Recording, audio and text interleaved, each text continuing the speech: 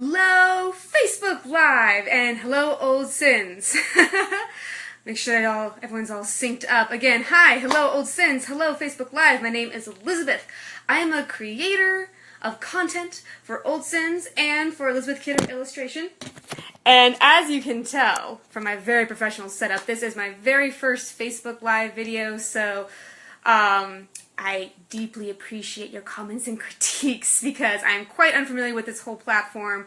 But the reason I am doing it is for kind of a sad reason, a happy reason, but a sad reason. Some of you may know that Disney does live-action remakes of all of their most popular and profitable demographics. Well, this past March, they came out with a live-action Beauty and the Beast. And boy, oh boy, oh dear, oh dear, oh dear. I don't get political on Facebook by nature, but the rant I put up after that viewing was almost like that. It's the closest I ever got to being political on a social media forum. And first, before we get into the anger and the hate that you're all going to face, first off, this is my cat. I have many cats. They may continue to jump in because they want to be on Facebook Live too. But I love the original Disney's Beauty and the Beast. It is my favorite, not just Disney movie, my favorite movie. I love the original story that it's based on. I love that there is a retelling of this archetypal story throughout all culture. And there's something so wonderful and primal, especially in the way that Disney tells it. When you look at the story, it could just be, beauty is only skin deep, look beyond that. But Disney's animated 1991 retelling goes a bit further, and it says not just that beauty is skin deep, but also that we should accept those who are different. And that has a lot to do with the people who made it and worked on the music. And I'll get more to that later. But let me start off by saying, because this is going to get real negative, I wanted to like this movie. When I saw the trailer, I flipped my lid because I have been waiting all my life, it seems, for a live-action crack at the Beauty and the Beast story, especially Disney. And, I saw the other live-action ones. Cinderella had a lot of problems dealing with feminism and what it's trying to be. The Jungle Book, surprisingly, I really liked how they changed up the ending. Like, it actually made more sense. And I'm like, cool. And it has a lot to do, again, with the director of the live-action Jungle Book, Jon Favreau. He's a really great director. Iron Man 1 has a lot of great stuff under his belt, so definitely because of that and his attention to detail. But then the Beauty and the Beast trailer came out, and I wanted to like it. I wanted so bad to like it. I got dressed up the night we went to go see it. I put on my yellow dress and my blue shirt, and I put on all my jewelry, and I said, let's get cracking. But here's the thing. At the end of the movie, I sat there just in contemplation, and I realized that as much as I wanted to enjoy the movie, and as much as I was trying to distance myself from the nostalgia of it all and just take it on its own value, I couldn't. So I'll try to keep it not brief, but succinct. So first things first, it's impossible to not compare this to the original animated version, because this movie does everything within its power to remind you that that exists, including shot-for-shot, scene-by-scene remakes of all the really great scenes. And every time they would do that, I'd think, okay, at least it's a shot-for-shot remake, they're not ruining it. And then every time they do something different, it would jerk me out.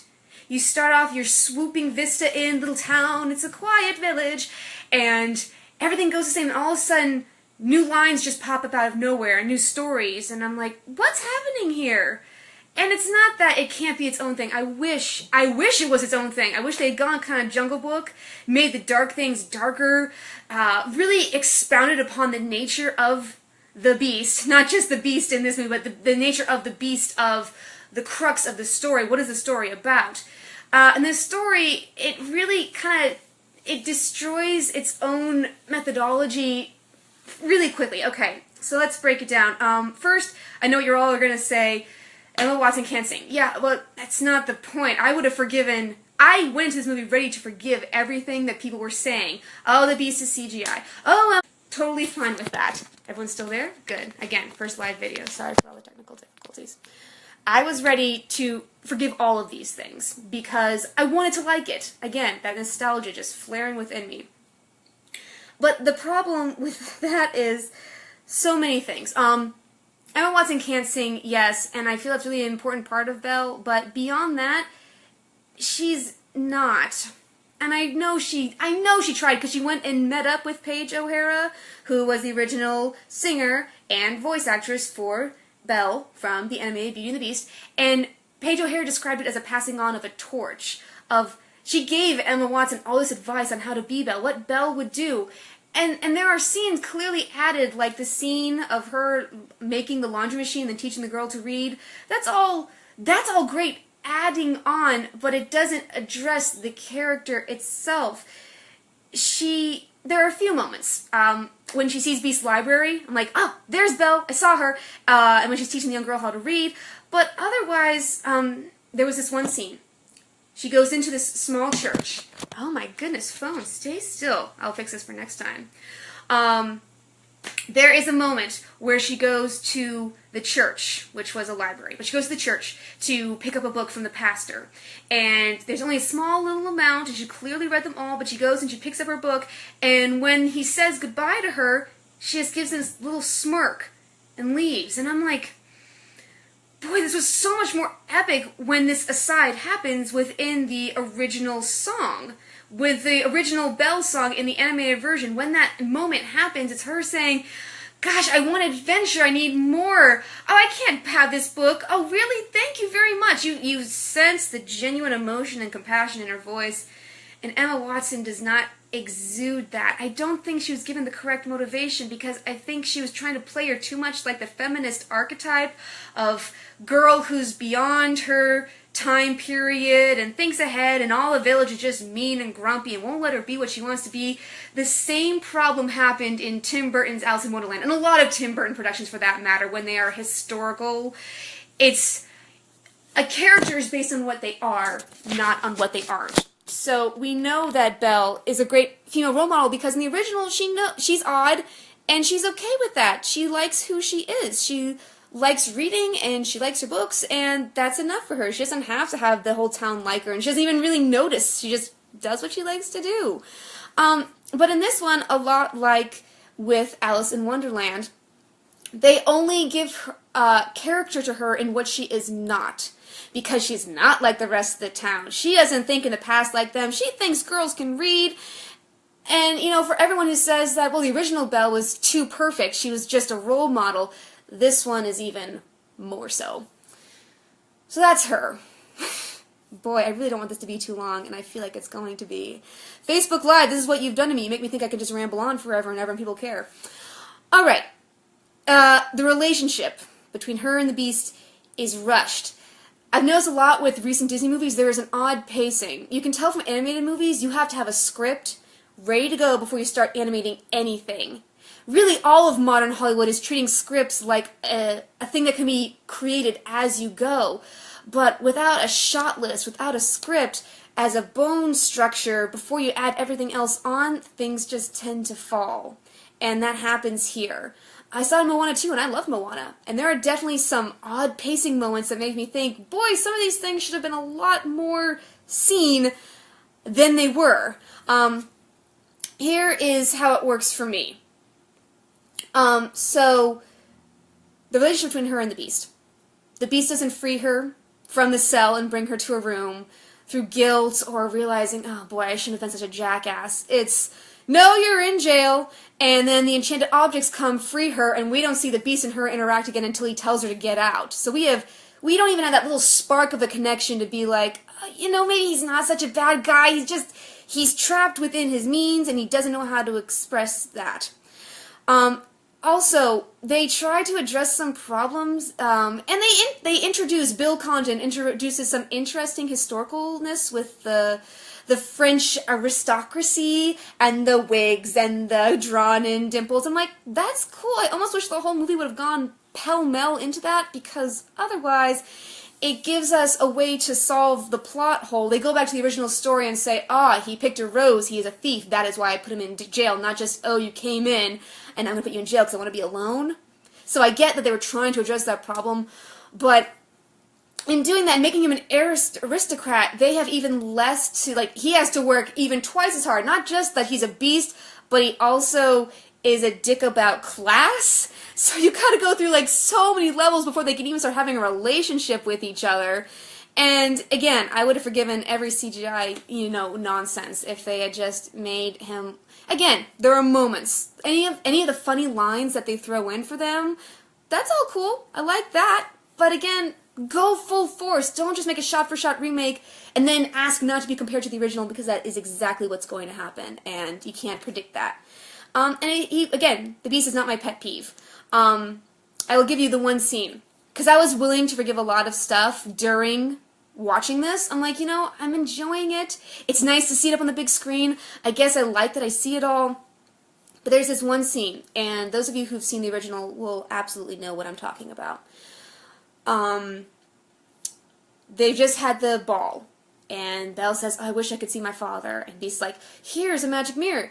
And in this movie, they again address a plot hole by giving it greater urgency why she has to go back, and not just bring him back to the castle and nurse him back to hell. She has to go back because he's about to be thrown into the loony bin. So, again, all these little problems being addressed, but forgetting the whole overarching thing. Anyway, so in the animated version, she, says, he needs my help. And the Beast, he stops, and he turns to the rose, and he puts a hand on the glass, and he looks at it, and he looks up, and you can tell he's trying to decide, and he's like, then you must go to him. And I'm like, what a great number of actions and little cues through the animation. Again, Clint Keen's a master. I don't know how you're ever going to replicate anything he does, but... all of those are super important to the complexity of the individual character. In the live-action remake, she says, my father's in trouble, then go! Oh yeah, quick, go, take the horse, run, quick, don't even bother changing out your dress. There is no time given to just think, just to be to just consider the sacrifice that he's making, and that we, the audience, can see the sacrifice that he's making. It's just, I gotta go save my father. Well, then go! Do you not care? Do you not have any feelings whatsoever? And again, this feels a lot like, well, the original did it, so we gotta do it here too. It just feels so much like paint by numbers, where you have to hit the scenes, because they did it, so now we gotta do it, but without understanding why. And you see this a lot with other movies too. The Jurassic Park sequels, think of something that is similar to that. Any other remake of a movie where it worked well in the original, so we'll just hit those points again instead of latching on to why those points were good. We want to see the inner turmoil of our characters. And that brings me to the next problem. So the ending, they go a little darker with the servant characters, in that as the curse goes on, they get more and more still, object-like, unable to move, unable to think and feel. And at the end, when they think the spell hasn't been broken and the Beast is dead, all of the side servant characters, they start stiffening, and it's like a death. And everyone just looks like they're slowly dying and creaking into position and to never move again. And Chip almost dies, and he gets saved at the last second, but then they're all just inanimate objects.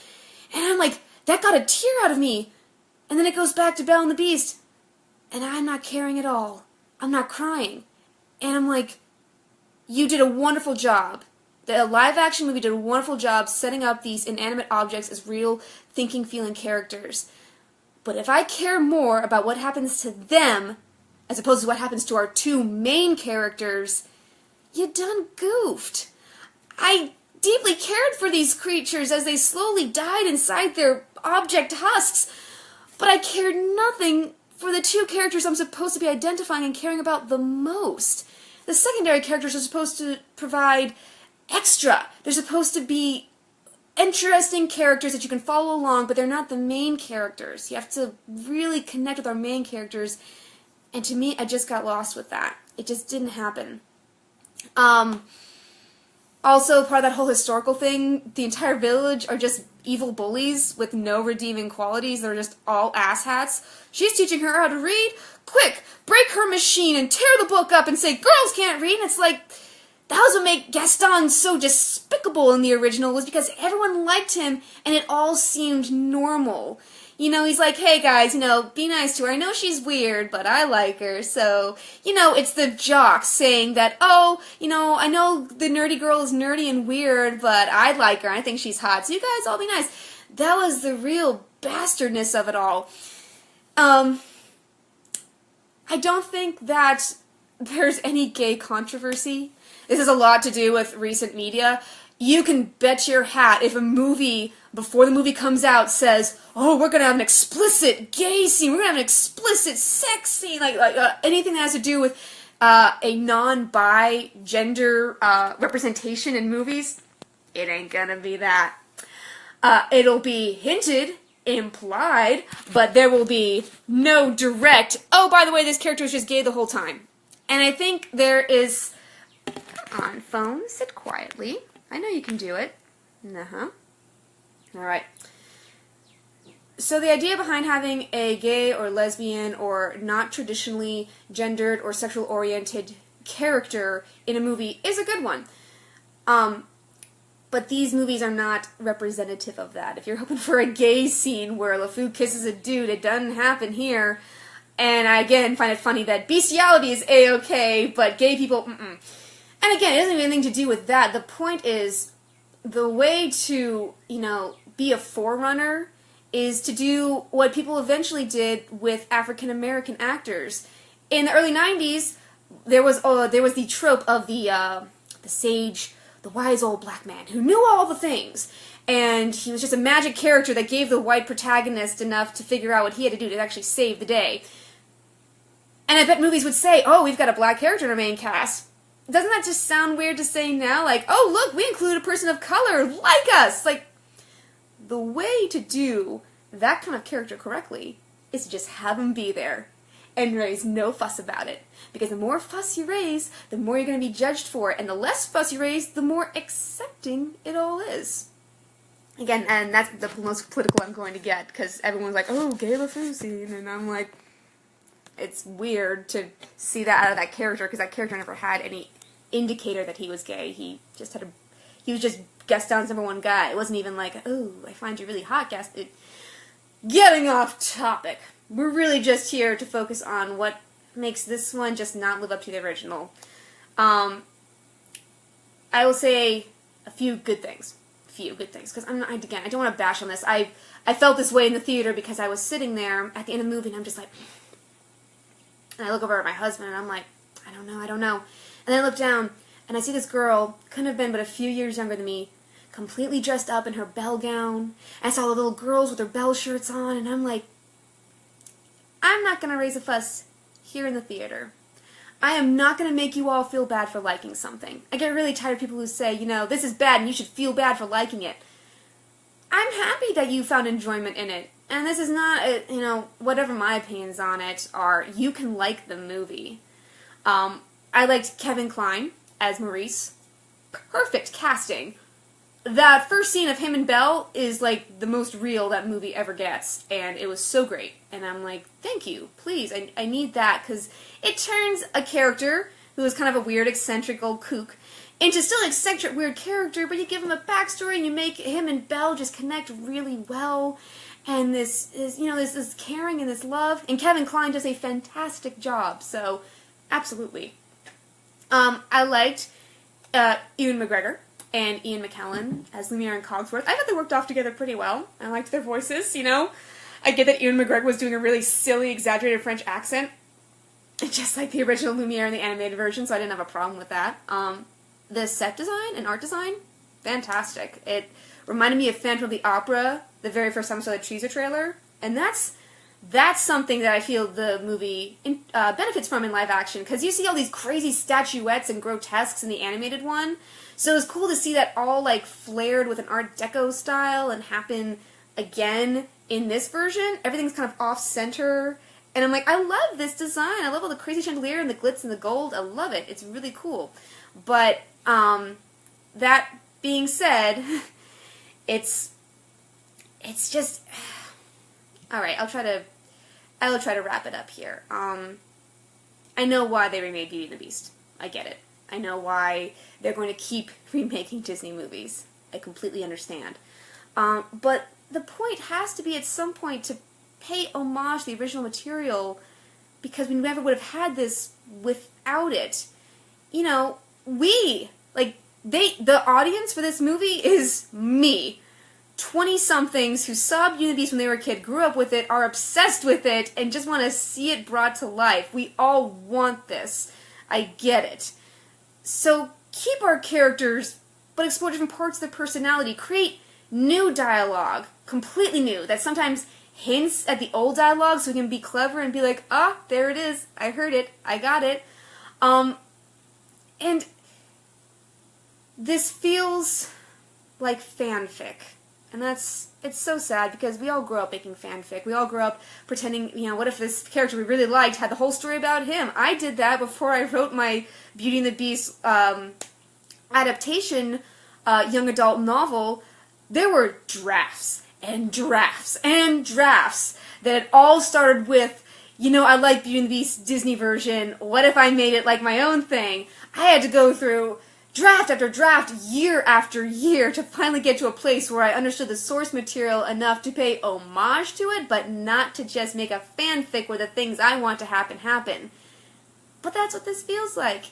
These new movies, they feel like fanfic for the most part. These new live-action remakes, they feel like fanfic, and they feel like another age of those direct-to-DVD Disney sequels. You're doing something, you're touching something that cannot be improved upon. And it's so, and again, that sounds like the nostalgia in me, like, after I saw the live-action movie, I'm like, maybe I was so angry and frazzled, I'm like, maybe I'm just overthinking this whole thing. Maybe the original is an animated kids movie from 20 almost years ago. Maybe it's not, maybe I just had the nostalgia goggles on. So I watched it, and I cried like a baby, and I laughed at all the jokes, and I admired, again, the crazy, beautiful animation and how it all still holds up today, and I thought to myself, this isn't mere nostalgia. It can't be. The animated movie is a classic. It will continue. And it nearly won an Academy Award, for God's sakes. It nearly won an Oscar, so everyone saw it. And it just is a real shame to me to go to this movie and just see the bare bones of a thing. Just to see someone say, I know Beauty and the Beast, let me just tweak it, put my spin on it, not give it any new life or development. Just create like a shot-for-shot remake, but then sometimes throw in things like new songs that the new songs, I'm sorry, they don't fit in with the tone of the rest of the songs. And you can tell, because the song that the Beast sings, they were smart to get rid of that in the animated version. I know they brought back a song for him in the Broadway version, and again, that was also a little, but it all sounded like it belonged together. The minute this Beast started singing his big song, when he's on the top of the tower watching her ride away on the horse in the yellow dress, I'm like, is this a Josh Groban song? And then I looked it up, I'm like, yeah, that's a Josh Groban song in the middle of Beauty and the Beast. It's the matter of making Broadway music versus musical theater versus current pop trends. You can't throw them all in a blender and hope they slide out. It's kind of like how a piano shows up in Let It Go and Frozen, and you're like, has there been a piano this entire time? No. But whereas that song was insanely catchy and likable, and like, okay, I'll forgive it for not being contextually applicable, this one was like, come on, dude.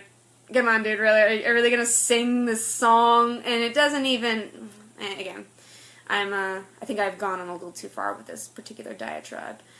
And again, I just want to reiterate, if you enjoyed liking it, if you enjoyed watching this new live-action version, kudos to you. I wish I could. I watched it the first time, I may never watch it again. And the fact that I can still, 2 months later, describe with such accuracy what's happening is a testament to how much I really couldn't see myself watching this again. The most interesting thing that happened out of the whole experience was that after I did this rant 2 months ago, after watching it, an acquaintance of mine posted, I think it's ragging on us a little hard. I really liked it. And then she said, I've not seen the animated version of Beauty and the Beast, and I liked this.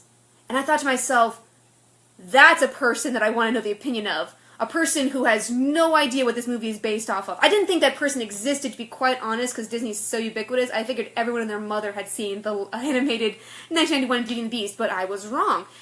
And it was really great to talk to them, because then I got to be like, oh, I get it now. I get why you'd like it, because you saw the same things that she liked in the movie were the same things I liked about the original, and felt that the new one was just lacking in. She did eventually see the original, and she said, I like the live-action one. I think the original was okay. It was good, but I still like the live-action one better, and that just told me that when I have a kid, I will definitely be showing them the animated version first.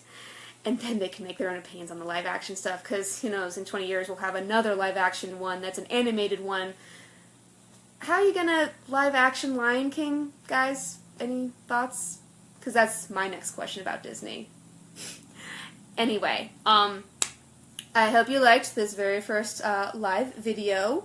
Hopefully, if I ever get angry enough about another piece of cinema to come on here and talk again, that's what I will do.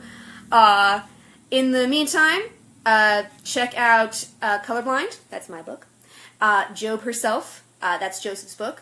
We both work on Old Sins, and check the links in the page description for where you can find our books on Amazon. I'm Elizabeth, and it's been fun talking to you. Let me know in the comments what you thought of this live video, and I will see you guys again. Bye!